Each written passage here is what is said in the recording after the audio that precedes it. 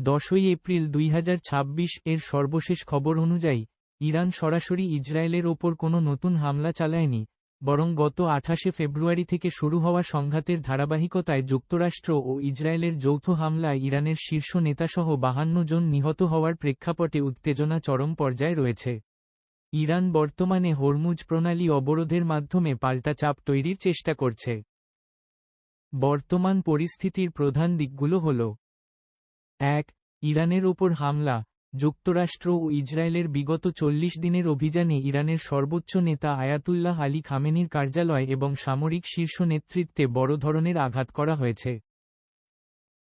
2. Hormuz অবরোধ। আগের হামলার প্রতিবাদে ইরান হরমুজ প্রণালী অবরুদ্ধ করে দিয়েছে, যা আন্তর্জাতিক বাণিজ্যে বড় ধরনের প্রভাব ফেলেছে। 3. লেবাননে ইসরায়েলি হামলা। ইরান ইসরায়েল সংঘাতের পাশাপাশি লেবাননেও ইসরায়েলি হামলায় অন্তত 254 জন নিহত হয়েছেন। এবং 4. যুদ্ধবিরতির অনিশ্চয়তা।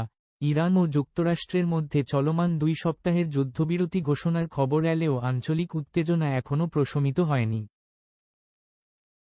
দ্রষ্টব্য: এই পরিস্থিতি অত্যন্ত পরিবর্তনশীল। সর্বশেষ খবরের জন্য আন্তর্জাতিক সংবাদমাধ্যম অনুসরণ করুন।